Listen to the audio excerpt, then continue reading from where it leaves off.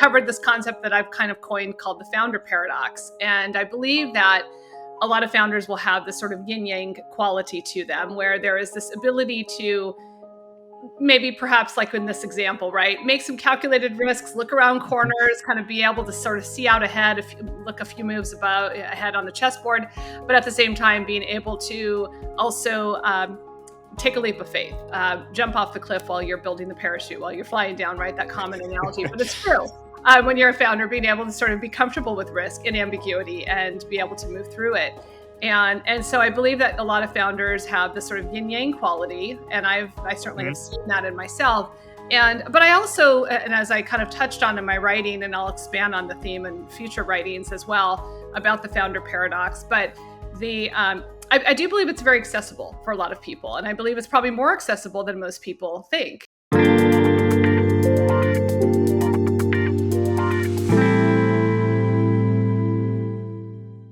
How do you embrace the founder's mindset, innovating early and leading differently? Today on The Abstract, I am joined by Monica Zent. Monica's a serial entrepreneur, investor, pioneer in the legal tech space, and one of the earliest voices out there advocating for innovation and AI in legal. Monica's founded several companies that you may have worked with or heard of, ZentLaw and many others that have really helped shape the way that we think about what modern legal ops is and what legal advisory work looks like. She's currently serving as a principal at the Law Innovation Agency, where she's championing enterprise-wide legal innovation strategies. I think as we're going to talk about today, your journey has never followed a sort of traditional playbook. Instead, it's really been defined by curiosity, reinvention, and a willingness to make and take bold bets on the future. Monica, thanks so much for joining me for this episode of The Abstract. Thank you, Tyler. I really appreciate it. It's awesome to be here. Okay, so as I mentioned, you founded several companies. You've really been at the forefront of what we would broadly describe as legal innovation. How did you first decide that you wanted to start something on your own? When did you decide, like, this is the moment to embrace being an entrepreneur? Oh gosh, this goes way back early in my life. I mean, I've been an entrepreneur for as long as I can remember. Starting companies, acting on ideas, having ideas, moving on them, and trying to create something. I mean, I'm a builder at heart, so it's been something literally always how I've been wired. I mean, from my early teens to kind of creating side hustles, summer jobs, weekend jobs, holiday break jobs, working my way through college, having side hustles during college, side hustles during law school. After law school, I had multiple companies while I was working full time, finishing up at night, and then studying for the bar. So it's literally just how I live and breathe. And it's hard to remember a time when I wasn't like that, quite frankly. Tell us a little bit about like the idea for ZentLaw, and when you launched it, did you feel like you were really like going against the grain, as it were, to make that business become a reality or change the mindset around how legal services were delivered? Yes, very much so. It was a distinct use case that came out of that. I had already created a couple of companies and sold those. Those were my earlier startups. I had hired lawyers as well on my own. I had worked in a large law firm, kind of was able to see on the inside how things were operating. Really didn't like the billable hour model, really felt that there was another way to do this. Again, the entrepreneur in me came up with that idea of let's figure out another way and let's look at some other kinds of models. And so I started learning about and studying up on the secondment model. I learned it was a concept that was derived from the military setting. I ended up applying that. I also looked into subscription models. I wondered why subscriptions, which are so common in other areas of our life, whether it was for cable or phone or internet, internet didn't really exist that much at the time. It was new, but really looking at why can't we use subscription concepts for services? And I actually, way back then, I had written a paper about the concept of managed legal services, the way you have HMOs in healthcare, and sort of that at the time was becoming a big thing. And I wrote about, would we have an analogous model in legal? And this, again, was written, almost 25 years ago. And so a long time ago, way before this idea has become or evolved to what it is now. And Yeah, so I launched it. I started out on my own and started to just get it going and talk to clients. I remember talking with colleagues of mine who worked at firms, some colleagues that I knew that were in house. Yes, people thought it was weird. They didn't understand it. They were like, "What are you doing? Just do something else. This doesn't make sense." And so it was one of those things where, yes, it was a leap of faith. It was a leap of belief in myself, but also a leap of Mhm. faith in terms of believing in this model and being able to look around corners when others can't really see around the same Mhm. corner. I think that's something that has been a common theme in a lot of my entrepreneurial pursuits and can tend to be a common theme with most founders is kind of being able to see that vision or look around the corners when others aren't really able to see that, and being able to move forward through a fog in spite of that. I think seeing around corners, maybe especially in relation to risk, is something that a lot of lawyers are really good at, Yeah. right? Uh, Taking the leap, though, and like going all in on yourself is not something that either law school or the practice of law really like necessarily ingrains in you. I don't know. Uh-huh. How do you think about that mindset, right? And like, do you think it's a mindset that you've learned over time? Why do you think you've been able to embrace it? Talk to us a little more about that. I'm really curious. Yeah, thank you. It's funny. I actually just wrote about this in a couple of recent issues ago of my venture legal newsletter on LinkedIn, and Hmm. covered this concept that I've kind of coined called the founder paradox. And I believe that a lot of founders will have this sort of yin yang quality to them, where there is this ability to maybe perhaps like in this example, right? Make some calculated risks, look around corners, kind of be able to sort of see out ahead, if you look a few moves about ahead on the chessboard, but at the same time being able to also take a leap of faith, jump off the cliff while you're building the parachute, while you're flying down, right? That common analogy, but it's true. When you're a founder, being able to sort of be comfortable with risk and ambiguity and be able to move through it. And so I believe that a lot of founders have this sort of yin yang quality, and I certainly have Hmm. seen that in myself. But I also, and as I kind of touched on in my writing, and I'll expand on the theme in future writings as well about the founder paradox. But the I do believe it's very accessible for a lot of people. And I believe it's probably more accessible than most people think. I think that a lot of folks can become founders too, that they will perhaps recognize these qualities in themselves, and being more conscious of it might even help them nurture some of those qualities on either side of that yin yang. They may not have certain qualities, but they, again, being conscious of it can nurture that. Some of us, I think, are hardwired certain ways where those qualities are a bit more innate, but then I do Hmm. believe there's a nurture component. And I believe that with AI and a lot of what's happening right now in our culture, the concept of becoming a founder is a lot more accessible to people. And I like to Hmm. inspire people as well. So I hope that piece did that. But that's what I would say on that topic. I agree. I mean, there's two sort of theories, right? I mean, like one, AI may lead to like a consolidation in certain parts of the market, right? But on the other hand, you have all these tools at your fingertips, and you're able to do so much more on your own, especially maybe as we enter a sort of like agentic landscape. Um, I don't know, the cost, like the startup cost, is going to fall pretty dramatically off of a cliff. Take us back to the early days of ZentLaw. Like, what were those days like of beginning to build the business? And was there an inflection point where you started to think to yourself, like, okay, maybe this is really actually going to work? Yes, yes, there was, but yeah, the early days were really rough, as you can imagine. It was a lot of educating the marketplace, just out Hmm. there pounding the pavement, literally, just trying to get people to sort of see this opportunity, see what I saw, see that there's a better way of doing things, and there's an alternative out there that's reliable, cost effective, and worth trying. And so, yeah, the early days were rough, especially when you're launching a business in a sector that you're a little early to market, or the market isn't quite there yet. And so I won't sugarcoat it, it was very rough at times. Hmm. But then, yeah, you hit this inflection point. I mean, you tend to kind of not give up that easily, so kind of I knew that there was this opportunity there, and so you hit the inflection point. And there was an inflection point a couple years in where just really started to kind of be able to build on the client base, and one client led to another client, Hmm. and so forth. And then it really starts to validate the model, but also really started to build upon itself. And Hmm. and yeah, I mean, a couple of years in, Nowadays, that would be too long, but back then it was not uncommon because, again, this was sort of a newer model for an Hmm. industry that traditionally wasn't, very receptive to change. What did that pushback look like? I'm curious because I think it might be interesting for us to reflect on what pushback looked like back then, and maybe we look at that today and we're like, oh my god, like that's par for the course. Everybody uses this nowadays, right?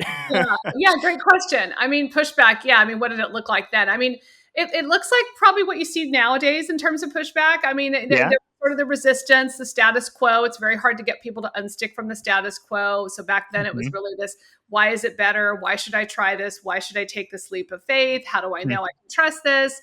Uh, Again, it's a change from the status quo. So really trying to kind of deal with some of those objections. So a lot of sort of the Hmm. objections around that, and kind of dealing with that in the discovery process or the exploratory conversation process. Sometimes kind of the outright just ghosting, not like getting back, wanting to have a meeting or any of that.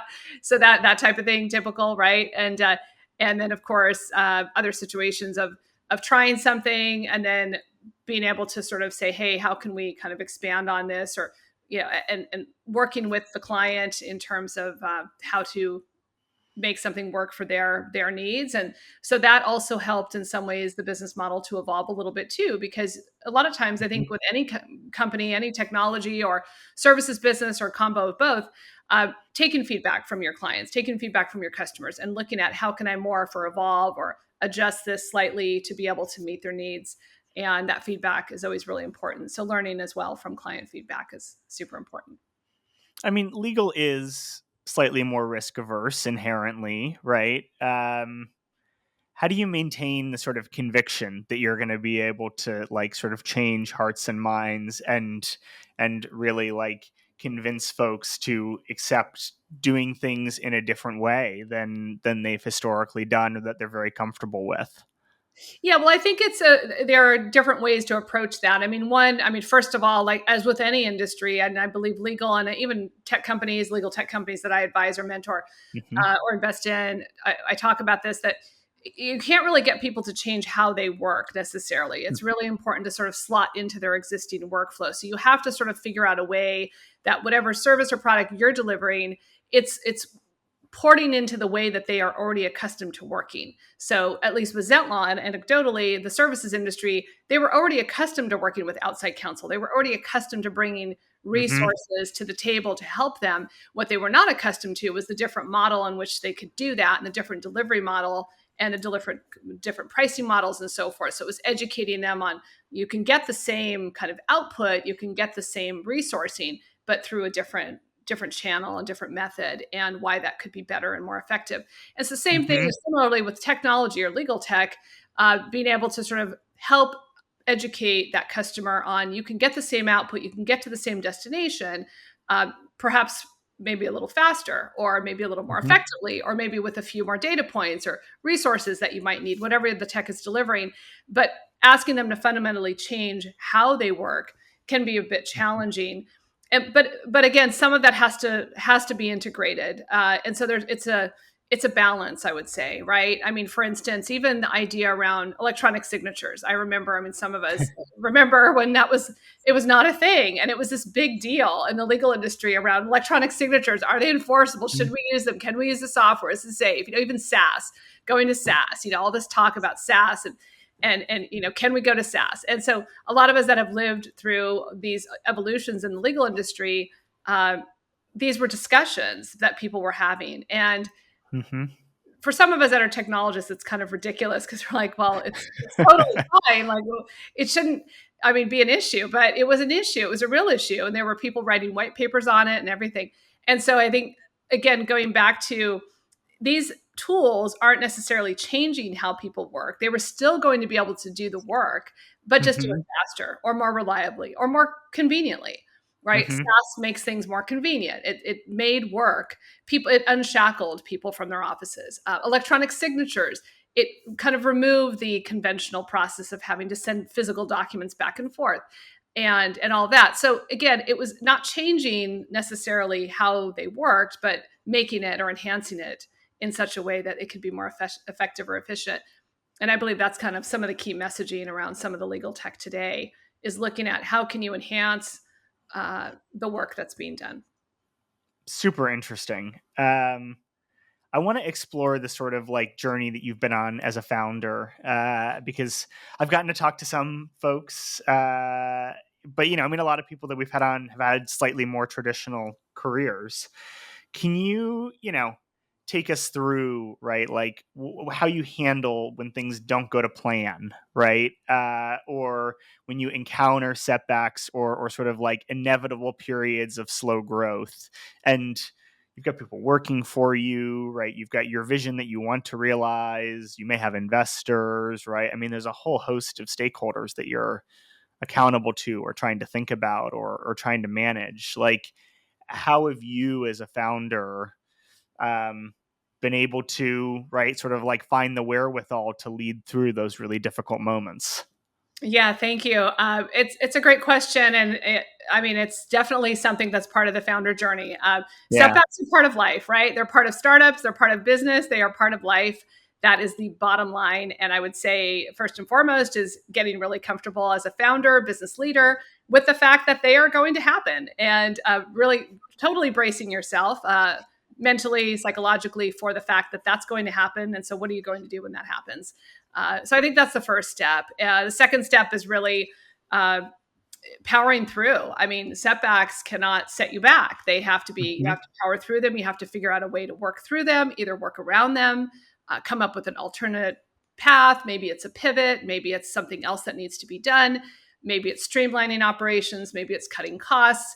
Maybe it's looking at another market to enter. There are a lot of different ways to solve some of these setbacks, depending on what the setback is. But I would say being nimble, being agile, and being able to move through a Mm-hmm. setback. And again, I believe these are sort of innate founder traits. I know that I have them, and many people do have them. And sometimes people don't realize they have them until they're tested Mm-hmm. as well. And so once they're sort of tested in life or in business, then they realize that they actually had these traits all along, or they cultivated them through that experience. But yes, I mean, I would say setbacks are never fun. They're never Mm-hmm. easy, but they are part of life. They're inevitable, and they're going to happen in any business. So it's really looking at how can you maneuver around them. And then also, there are times where sometimes you can sort of foresee a setback coming. You can sort of look around those corners and get a sense of what might be coming down on the horizon, or what might be happening. There might be ripples in the pond that will give you kind of breadcrumbs around what those setbacks might be. And so being able to look at those clues and act upon them, or take action early, or preempt whatever is going on, that can also be effective. I also think founders are better than most at dealing with uncertainty or ambiguity. It's something that I've tried to, in my own life, right, become a lot more comfortable with, or my own career become more comfortable with over time. I'm curious if there are habits or ways that you approach like keeping yourself grounded when there's a lot of uncertainty about what might happen. Maybe you don't have those ripples. Yeah, I know. Yeah, well, and you're right. In the legal industry, or like most professions, right, there is a lot of certainty, and people expect that degree of certainty. Hmm. They are often drawn to the professions. In fact, whether it's law or medicine, or science, or sometimes even engineering, being able to be drawn to some of these professions because of the fact that there are certain degrees of certainty, and certain things can be Hmm. binary. And so being able to sort of have that buttoned up. And there's definitely a strong component of my personality where I like things orderly, buttoned up, very organized. So there's a strong component of my personality, but then there's also another component of my personality where I am very comfortable with the unknown and ambiguity, and Hmm. maneuvering my way through it. And again, I think that's sort of the founder paradox that I've written about, this idea of this yin and yang, being able to be comfortable in both. Seeking out, for me, it's seeking out order and logic and organization in my life, and in systems, and in things that I'm doing or working on, but also being comfortable with the uncertainty and ambiguity. And perhaps it's the yin and yang itself, or the balance, that keeps me grounded, I would say. Hmm. I think some of that balance, like a lot of things in nature, is inherently healthy. And Hmm. so I believe that perhaps that balance in my own thought process and how I approach the world, perhaps is what keeps me grounded. And then just being a grounded, steady person Mhm. is important. And I believe that I am, and most founders probably are. But again, we can also be passionate and headstrong and all of that. So there's that component too. Did you ever feel at any stage pressure to like go back to or to have a more traditional legal career? Yeah, I'm just curious about that. Yeah, probably early on. I mean, I would say probably the most stark example was early on when I was in law school, because I had, again, had sort of some entrepreneurial pursuits already. And then I Hmm. was in law school and then hadn't pursued some of my larger entrepreneurial endeavors until while I was in law school and then beyond. But yeah, I do remember distinctly in law school, a lot of folks were just there very much on a traditional path. And this is a long time ago. So back then, there were really only a couple of paths. I mean, it was just you go clerk for a judge, you work at a large firm, and that's what you do. And then from there, you move on. And even in-house practice way back when I was in law school wasn't viewed as like a destination until much later on. So it was a very different mindset back then. And people in school that I was with had a very kind of strict design on what they were going to be doing.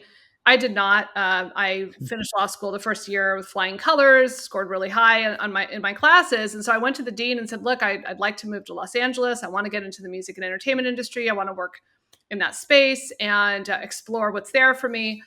And because I had high grades, the dean was like, "Okay, we'll let you do independent study." So I was already on my own path by the second year of law school, wanting to kind of do something a little different. And I remember friends in school at the time were like, "What are you doing? And this makes no sense. Like, why would you do this?" And I was just like, "Well, I want to do something different." So I did Hmm. that. So I've been usually following my own path and creating my own path, in spite of what others may be doing at the time. But yeah, it was unusual. It was a leap of faith. It was a bit scary at the time, and many of my classmates were absolutely not doing that at all. And so yeah, so I mean, this it is something I've encountered from time to time throughout my life and career. Are there things that law schools you think can do to encourage more diversity in sort of like outcomes, like career outcomes that might be more aligned to what folks actually want to be doing with their time, or maybe more aligned to like who people are and the problems they like to solve? And I guess along with that, you've really helped usher in, or you've been able to watch legal ops really grow up too, right? Which I think is one great outlet for people who may have legal training and may be very good at talking to lawyers, but also want to be more operationally minded in program building, et cetera. Yeah, talk to us a little bit about advice you give to people around pursuing slightly different career paths within the law.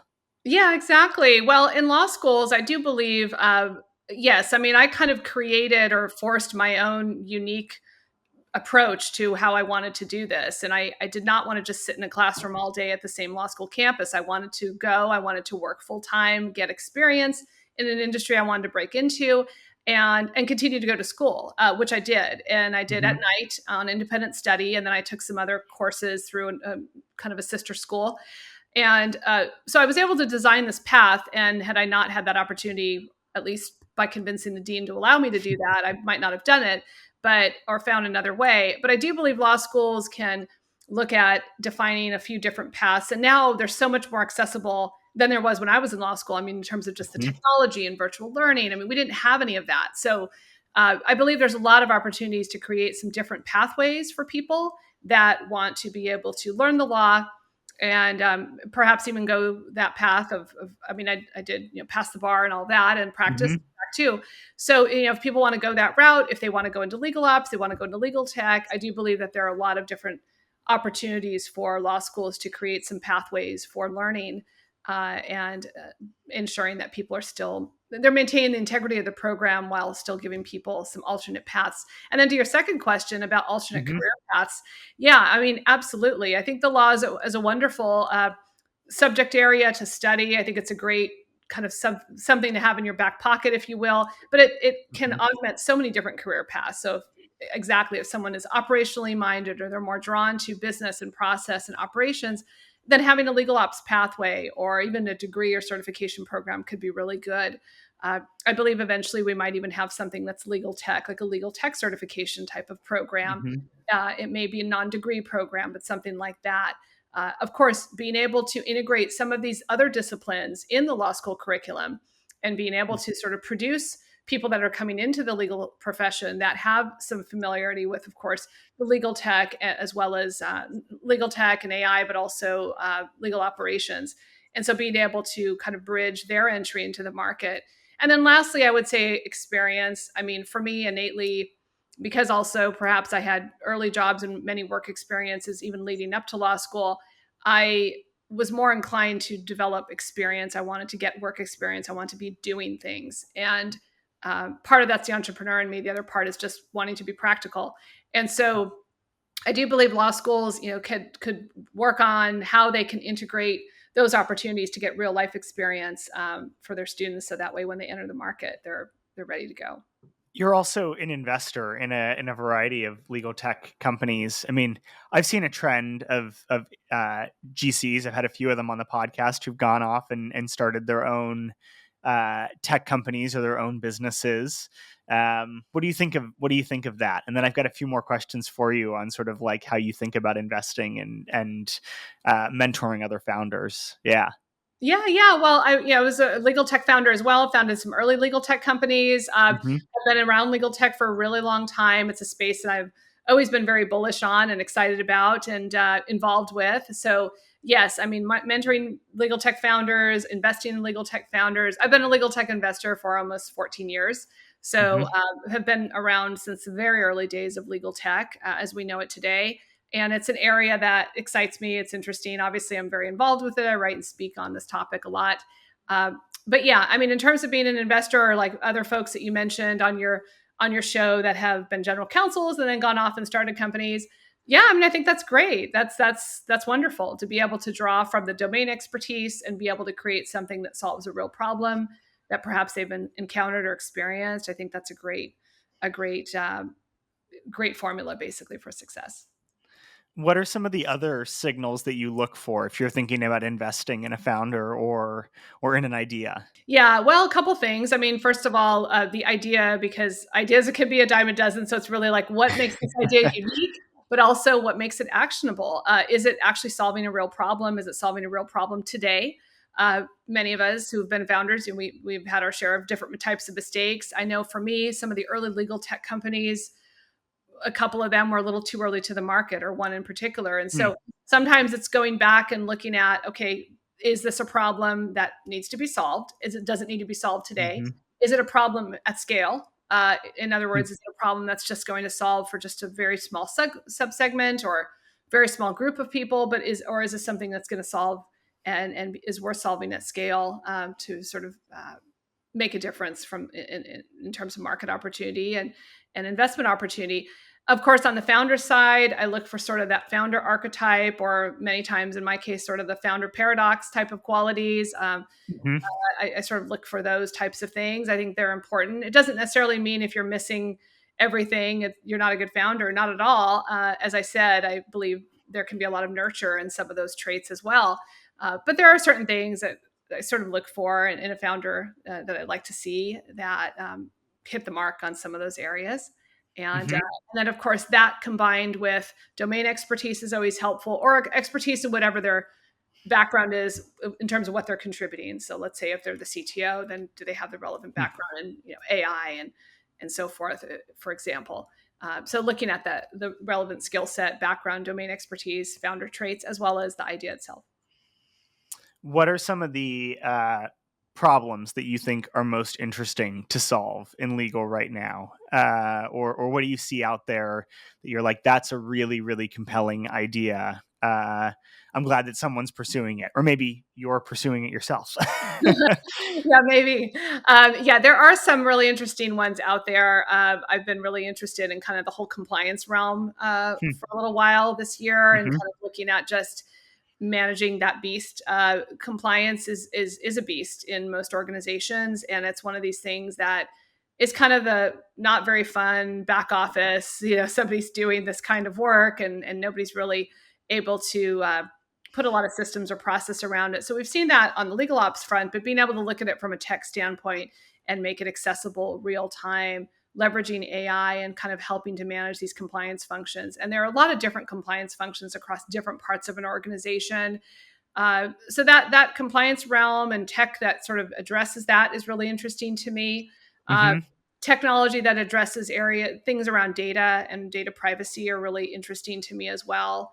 I Mm-hmm. believe privacy, security, and all of that is deeply intertwined with legal, of course, as we know, and also with Mm-hmm. compliance. And they're all kind of interrelated, interconnected.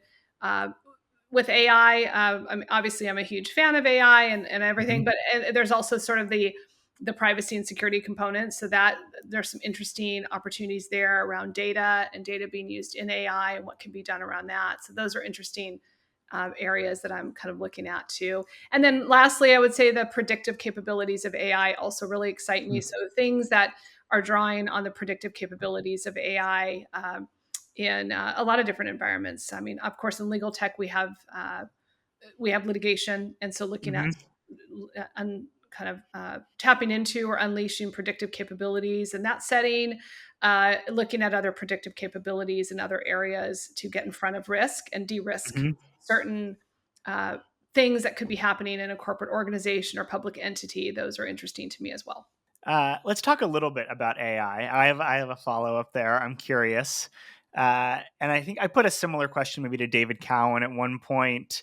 I don't love the question like is AI overhyped or underhyped, but Mhm. I do think it's interesting to think about is the impact going to be on legal and otherwise a lot greater than we might anticipate or be able to envision today, whatever, 3 years, 5 years down the road? Or I don't know, is it not going to realize its sort of potential or what we think it might be?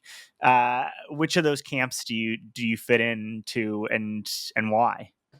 Well, yeah, I fit into the it's absolutely going to have a massive effect camp. Uh-huh. I fit into that camp. I am a huge proponent of AI. I love the technology. I'm a technologist myself. I was playing around with early versions of AI and machine learning and natural language processing in the earlier companies that I created in legal tech. And so it's been a space that I've been around for a long time, and I enjoy it a lot. I strongly believe that we are going to see AI be an absolutely ubiquitous part of day to day law practice and how Hmm. consumers, as well as sophisticated business clients, interact with legal services. I built a legal services model that was ahead of its time at the time, along with my contemporaries in the ALSP space. And I'm looking at now, okay, legal services 2.0, and that's obviously heavily Hmm. AI driven. So, um, to me, I do believe that we're going to see opportunities where AI can fully deliver upon certain things that we were using human capital to do before. I also believe that the lawyers, there's still Hmm. absolutely a place for lawyers, and that lawyers will work hand in hand and side by side with AI and super agents and so forth. So, yes, I believe it's going to become absolutely part of the fabric of business life as well as legal practice and legal work, and it will be something that people will become accustomed to in the same way that they're accustomed to using the internet or leveraging search tools, things like that.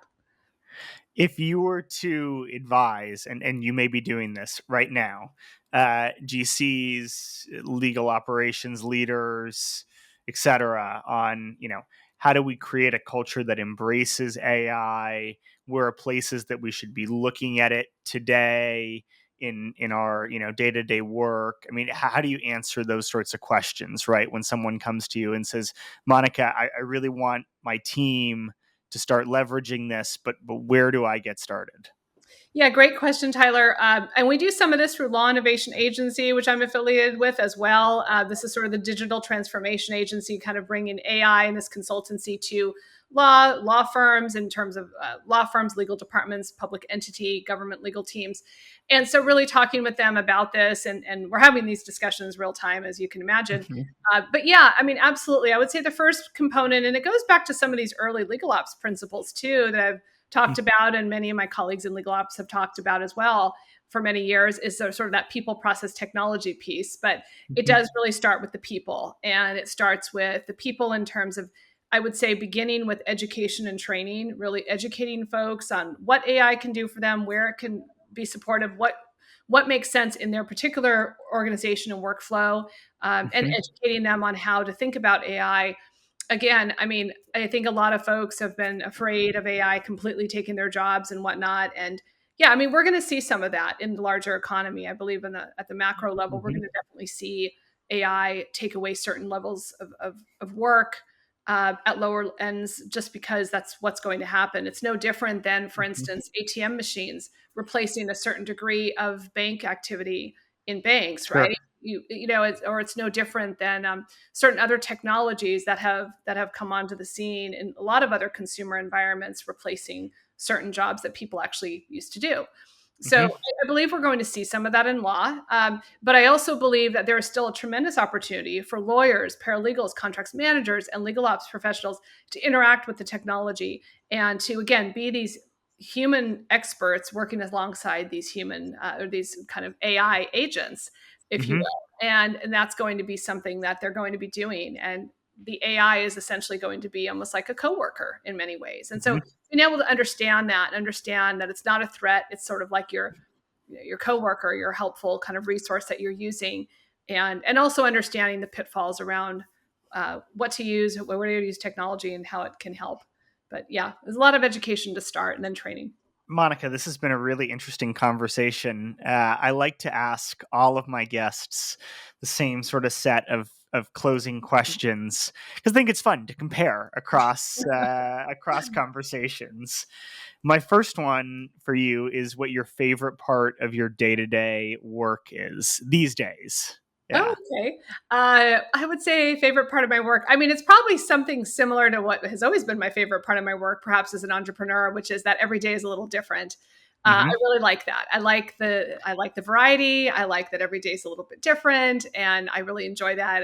It's fun. It's interesting. It keeps me mentally engaged, and I really appreciate kind of that aspect of my day to day life. And then, of course, the other piece is meeting great and interesting people like yourself, really getting to connect with people. I really enjoy meeting people, and I get to come across and interact with so many different interesting people on a weekly basis, and I really enjoy that as well. Flattery does work on podcast hosts, but you can do it at the start of the recording and then no, this is a friendly show.